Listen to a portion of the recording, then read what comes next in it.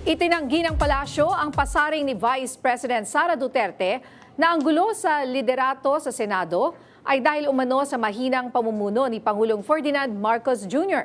Yan ang umaarangkadang balita ni J.M. Pineda.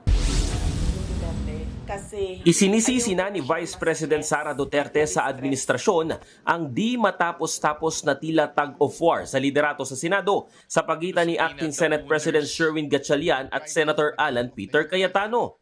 Aniya, sumasalamin umano ito sa pamumuno ng Pangulo. Neresbakan naman agad ng palasyo ang pasaring ni VP Sara. Puro panlilin lang daw ang ginagawa nito. Ang paulit-ulit na kasinungalingan ay naglalagay sa atin sa isang kumunoy. Ang Vice Presidente ay patuloy sa paninira at binabago ang naratibo. Hindi rin pinalagpas ng palasyo ang nangyaring putukan sa Senado at iginiit na galing ito sa kumpas ni Senator Alan Peter Cayetano. Malinaw umano na hindi galing sa ehekutibo ang mga utos. Inamin rin daw mismo ni Senator Ronald Bato de la Rosa na kaya siya lumutang ay para sa pagpapalit ng Senate leadership at sa impeachment. Tinawag naman ni Castro na pang-aabuso sa posisyon ang mga hakbangin ng mga kaalyado ng pangalawang Pangulo.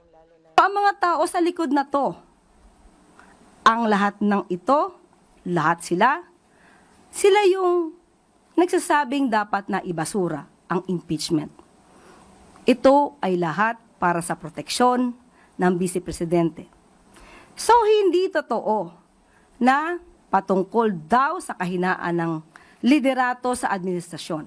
Kung hindi ito ay sa patuloy na pang-aabuso sa kapangyarihan para lamang sa kanilang mga kaalyado.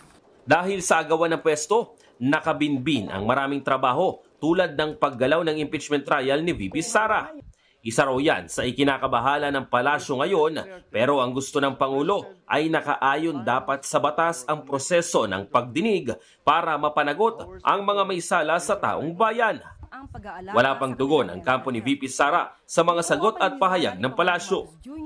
Ako, si J.M. Pineda ng PRTV News, nagseserbisyo para sa Pilipino.